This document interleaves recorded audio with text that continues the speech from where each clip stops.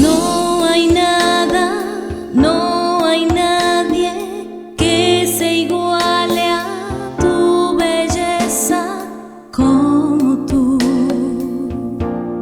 No lo hay. Dios tan grande y glorioso, soberano, majestuoso como tú. No lo hay. Hoy vengo a bendecirte,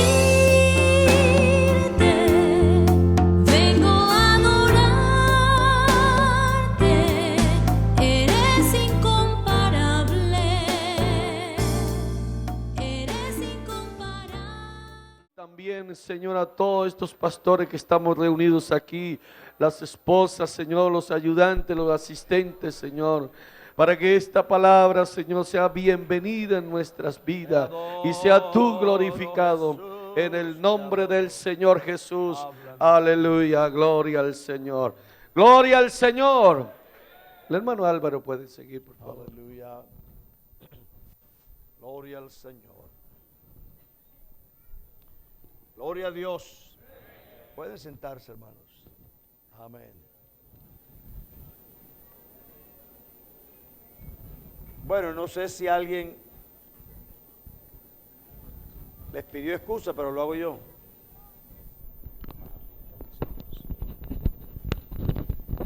Fuimos a comer y no había taxi para regresar. Entonces, llegamos un poquito tardes. ¿Perdonan o no? Si no, para arrodillarme. No, pero es que siempre a uno le duele que dijimos a las 2 y no pudimos estar a las 2. Gloria al Señor. La verdad es que yo traje unos temas preparados, pero me han insistido mucho sobre preguntas. Yo no traje sobre los dones del Espíritu, pero nosotros con los dones del Espíritu tenemos que mantener una disciplina. Si usted lee el capítulo 12, 13 y 14 de Primera de Corintios, usted encuentra fácilmente cómo se deben manejar los dones.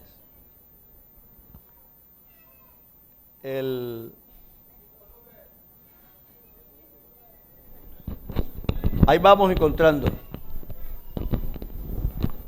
Usted encuentra cómo se tienen que manejar los dones del Espíritu. Yo creo que nosotros tenemos una disyuntiva muy grande como iglesia que tenemos que resolver. Yo organizo mi vida cristiana según mi propio sentir, mi experiencia y la experiencia de los demás, o según lo que dice Dios. La Biblia nos dice claramente cómo se maneja el don de lenguas. La Biblia nos explica fácilmente cómo se maneja la profecía. Y un extremo sería prohibirlo y otro extremo es abusarlo. No podemos prohibir porque Dios está en la palabra. Pero yo creo que no debemos abusar los dones. La iglesia ya pasó por eso varias veces.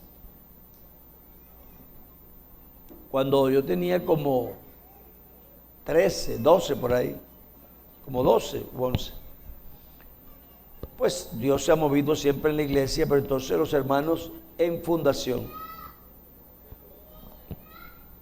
tuvieron lo que ellos llamaron un gran movimiento del Espíritu. Pero en todo eso se cuela de todo.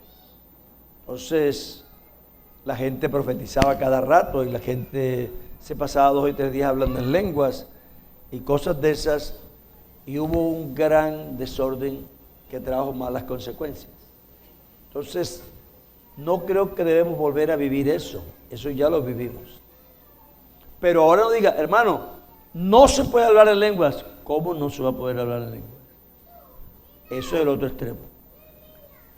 Creo que el pastor debe tener la capacidad de hacer disciplina. Las lenguas no se hablaron, no se inventaron para saludar a los hermanos en lenguas, sino para edificación de la iglesia. Entonces, si usted está hablando en lengua y me saluda en lenguas, y yo le pregunto por su familia, usted me contesta sobre su familia en lenguas, usted está usando el don para lo que no es. ¿Quién se edifica con que usted me salude a mí en lenguas?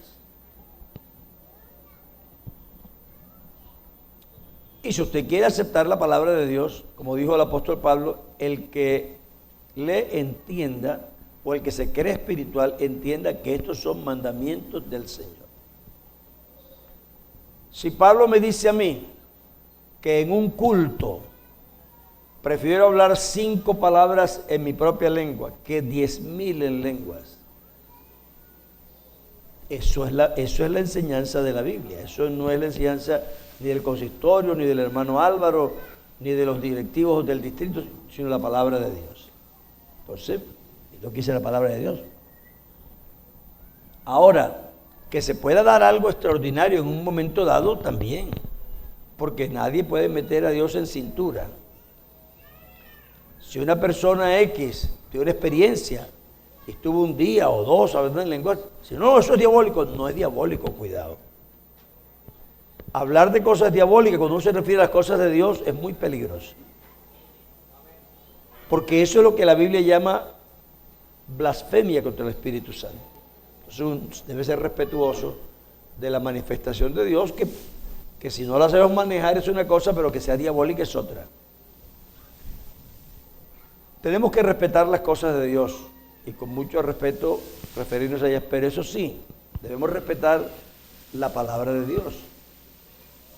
Si Dios me dice a mí, si hay lenguas y no hay intérprete, calle, entonces calle.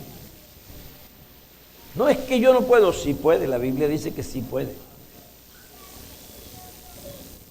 La Biblia dice que si hablamos todos en lenguas y entra un indocto, dirá que somos locos. Dirá que somos locos y no dice eso como una cosa de honra, sino de desgracia. No debemos hacer eso. Pero dice la Biblia que puede hablar en lenguas para sí mismo. Lo que quiere decir que uno sí puede dominar el don y usarlo. Pues no se arriesgue que todas las preguntas, pero entonces yo hago la explicación. Creo que los profetas deben entender una cosa. Las profecías hasta Juan pertenecieron a un tipo de profecía que eran prácticamente la palabra hablada de Dios. Si los libros bíblicos no estaban todos escritos, entonces los profetas que hablaban eran el oráculo de Dios. Era como si leyéramos la Biblia. Esos terminaron hasta Juan. Pero el don de profecía no ha terminado. Se puede dar en la iglesia, pero ya no, como dije esta mañana con el hermano, no para completar la revelación, porque no es eso. La revelación está completa y no habrá más revelación. La Biblia está completa, pero tampoco lleguemos al otro tema que no, ya no se puede profetizar. Pero eso sí, si yo le digo, hermano, el Señor viene pronto, ¿usted cree que yo tengo que profetizar eso? O decir, voy a profetizar y cito 50 versículos de memoria. Pues lea la Biblia y puede leer los 66 libros sin necesidad de... Si usted lee la Biblia, por ejemplo, Isaías tuvo un ministerio como de 40 años. 40, 43 años por ahí. Y escribió un libro de 60 y cuántos capítulos, 66. Es decir, que en cada año escribió como un capítulo o un capítulo y medio. Eso quiere decir que no profetizaba todos los días. ¿Comprende? Y eso era cuando la profecía era la palabra de Dios. Entonces el que se crea profeta tiene que aceptar que su don es un don de uso limitado. No puede estar profetizando todos los días, porque ¿qué va a profetizar? Pero el otro extremo es que digamos, no hermano, eso ya no se da en la iglesia, próhibalo. No, no lo prohíba. Porque lo que tenemos, usted tiene que tener autoridad para manejar eso con disciplina, nada más. Pero no podemos despreciar lo que Dios nos bendiga. Como si yo prohibiera que hablaran en lenguas. Si yo hablo en lenguas, ¿por qué le voy a prohibir a otro que hable en lenguas? Entonces lo que tenemos que hacer, lo que dice Dios, es que, vea, hermanos, diga usted que fuera yo, el hermano Álvaro, llegó aquí y dijo algo. Susténtelo con la palabra de Dios. Si es solamente una experiencia, es una experiencia. Y nada, no es que sea mala, pero es una experiencia mía, que puede ser que no se repita en ustedes. En lo que son enseñanzas, tengo que sustentarlas con la Biblia. No que una hermana yo conocí, que yo estaba en la iglesia y un hermano le dio, y que hay un pastor que hizo. No, eso está bien como experiencia para él. Pero como enseñanza para todos, está aquí. Ahora, uno no puede tampoco desmentir todas las experiencias personales de la gente, porque Dios tiene muchas maneras de hablar con la persona. Yo he tenido muchas experiencias mías personales. A veces ni las cuento porque yo sé que la gente empieza a tratar de repetir.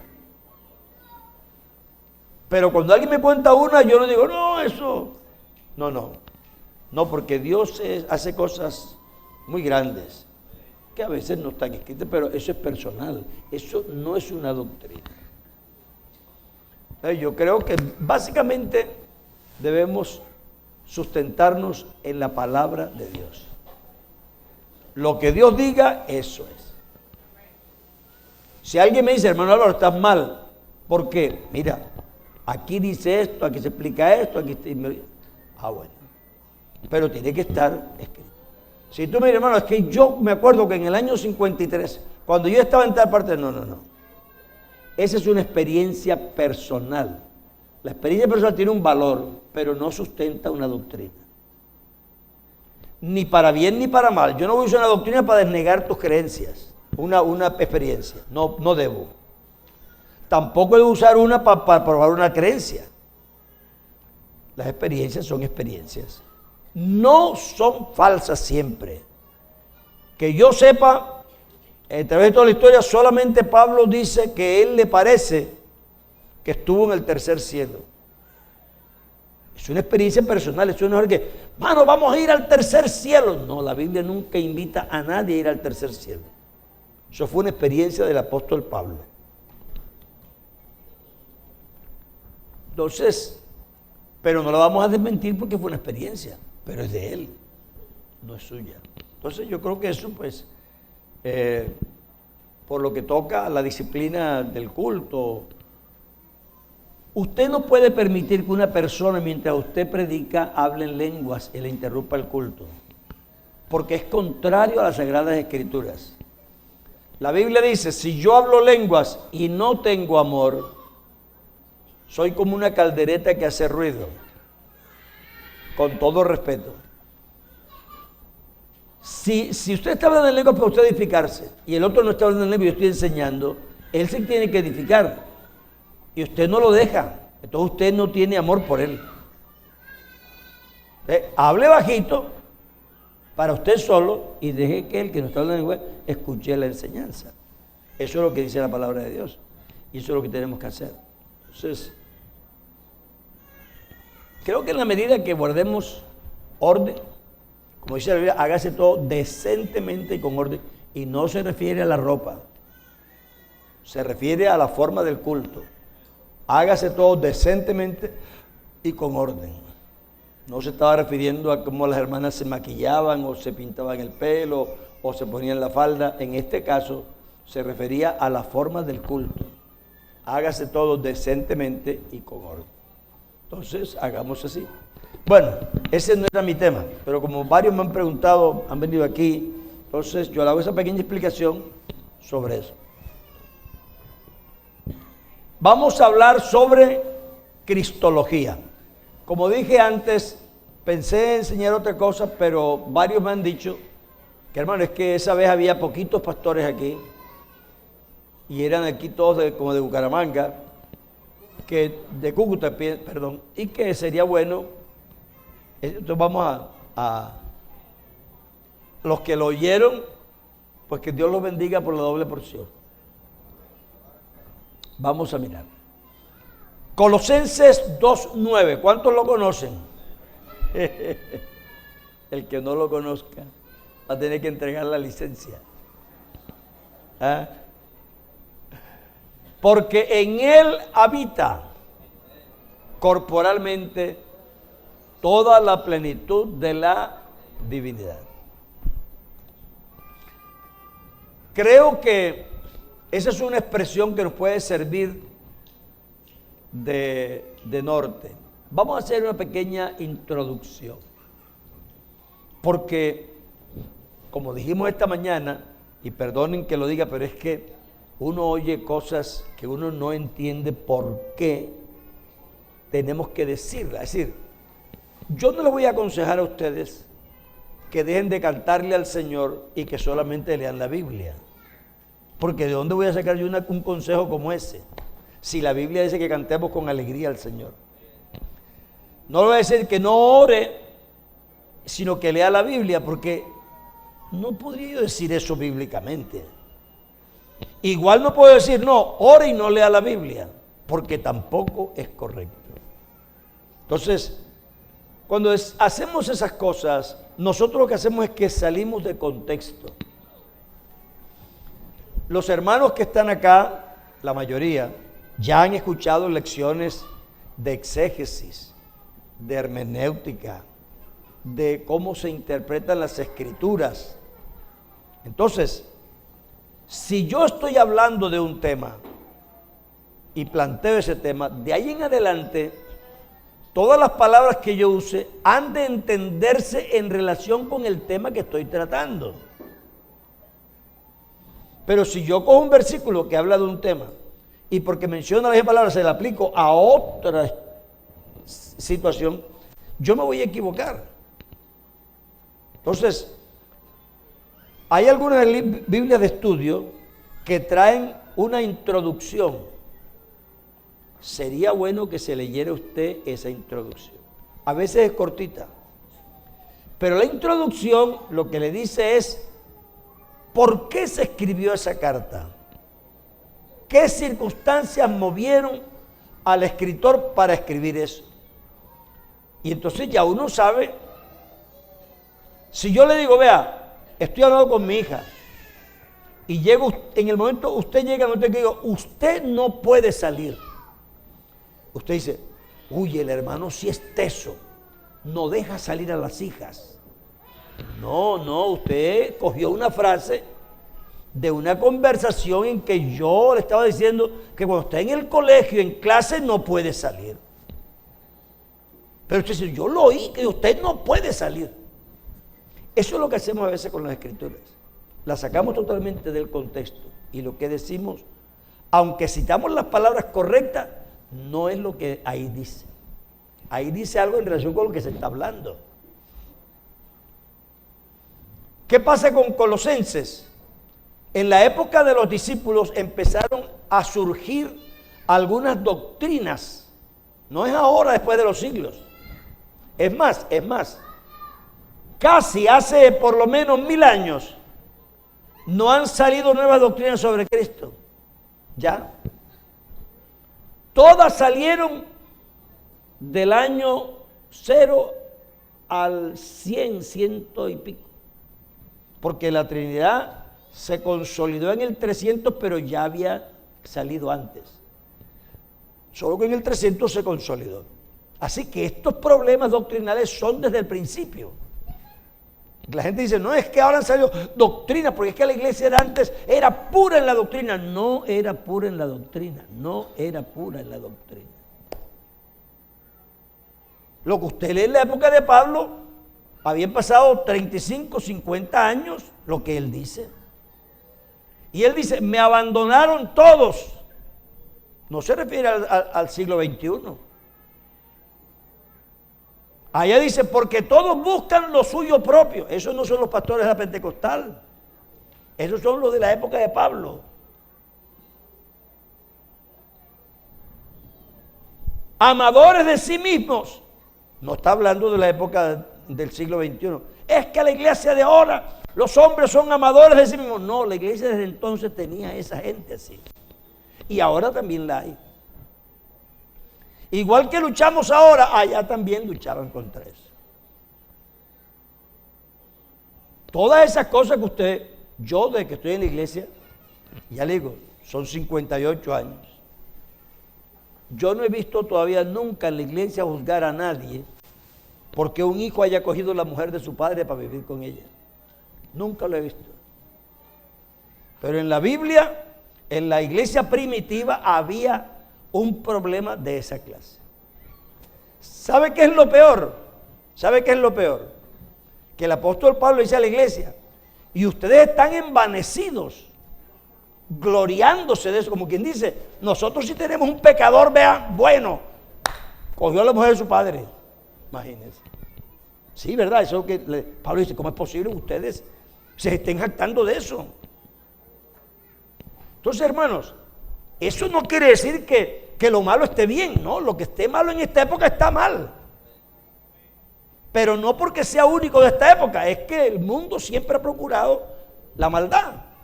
Entonces, en estas epístolas se está tratando el problema de, uno, había culto a los ángeles.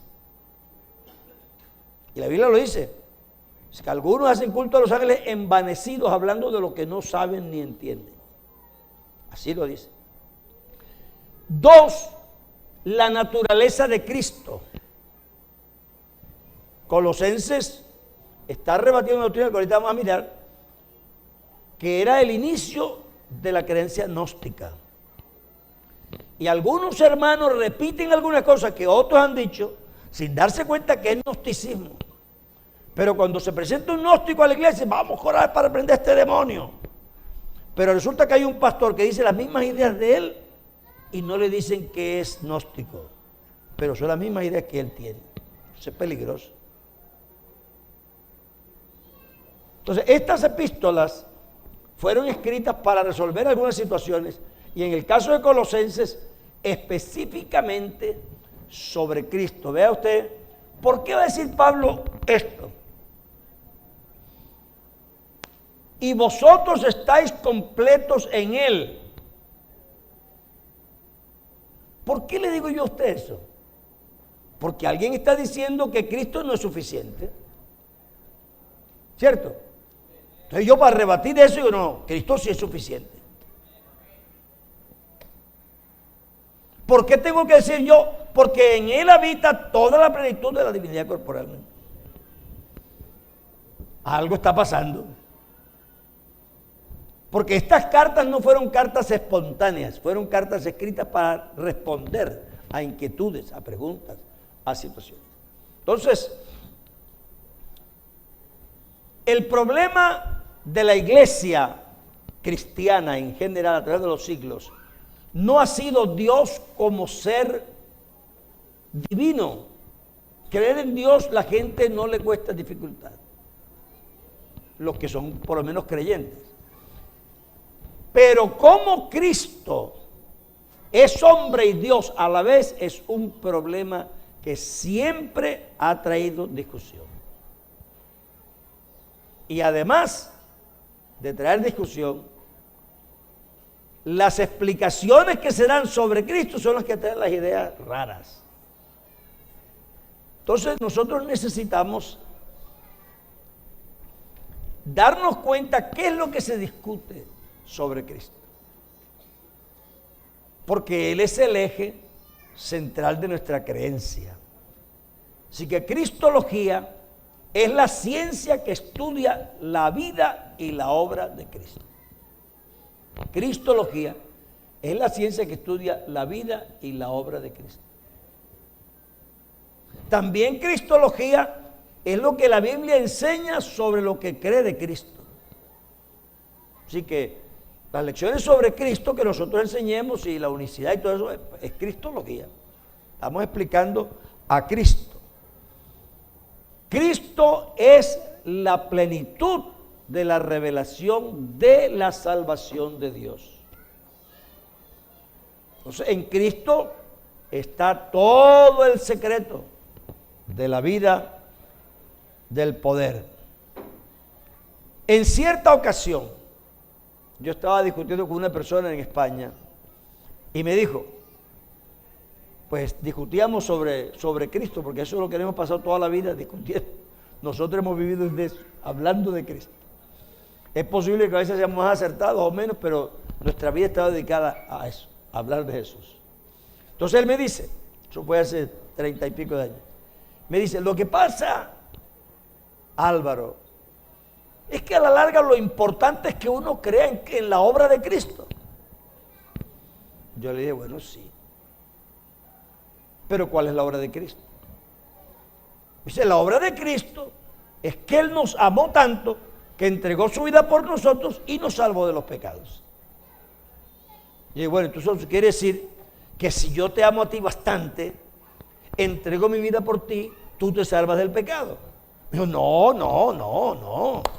¿Y por qué no? Me dijo, bueno, porque tú no eres Cristo. Y yo le dije, ¿y qué tiene Cristo que no tenga yo? Se echó a reír como que dice, menuda pregunta. Pues que Cristo es Dios manifestado en la carne. Y digo, precisamente ese es el punto. La obra de Cristo no es importante solo porque Cristo murió por nosotros, porque muchos pueden morir por nosotros.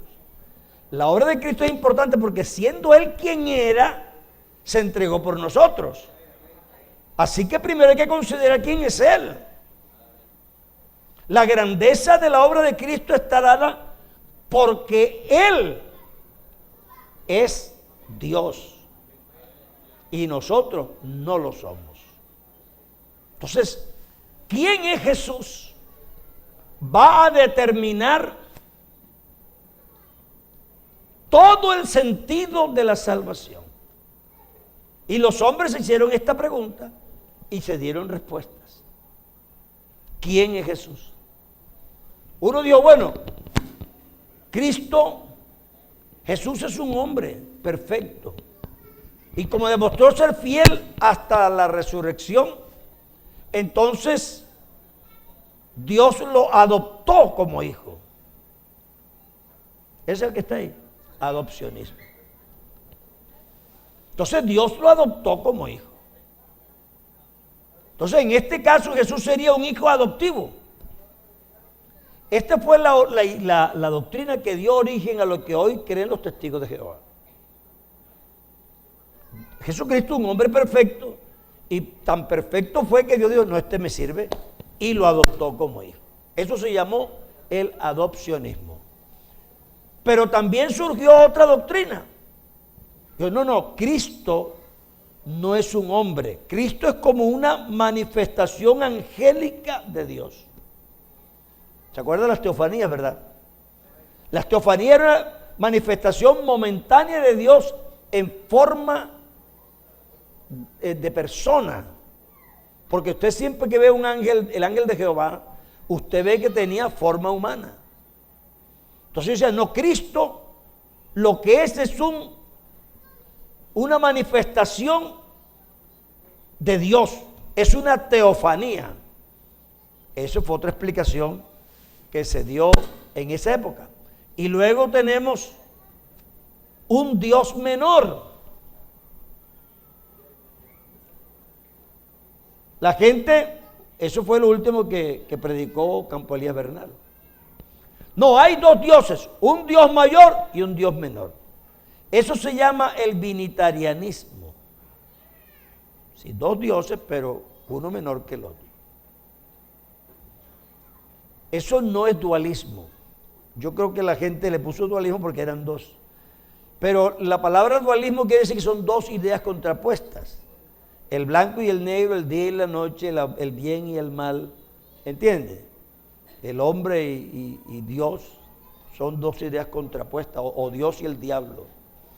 Entonces, realmente no es un dualismo, aunque hay una forma de dualismo en la creencia en los dos dioses. De todos modos, no es exactamente la posición que ustedes, si buscan los diccionarios y en la teología, va a encontrar dualismo otra cosa, y el binitarianismo otra cosa.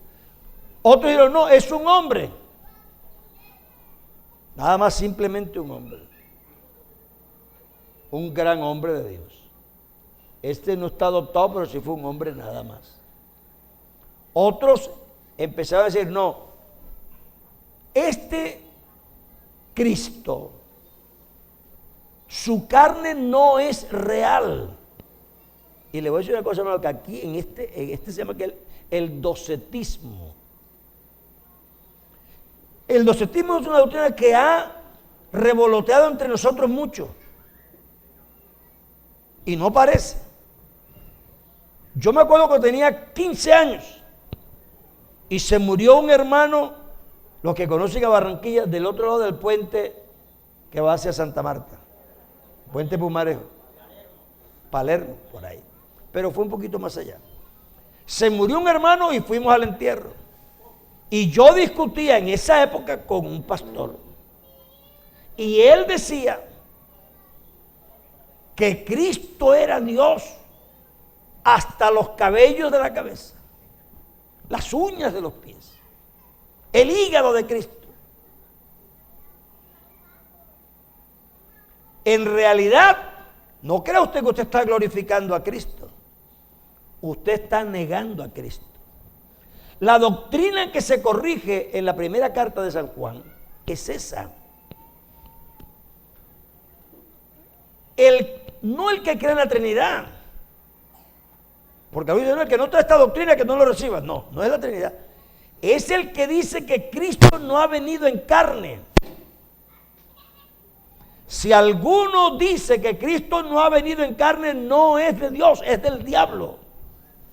Eso es grave. Es decir, a veces nosotros no hemos tratado con eso con seriedad. Pero es grave. Cristo es nuestra salvación, es porque su cuerpo es real. Si no, entonces Él ni pasó hambre, ni sufrió, ni lloró, ni durmió, ni se bañó, nada. Nada. Así que todo eso sería una pura imaginación. El docetismo fue una de las doctrinas más fuertes de esa época, que negaba que Cristo, que la carne de Cristo era real. Ellos lo que creían es que Cristo era como una ilusión. ¿Y de cuál versículo se prendían?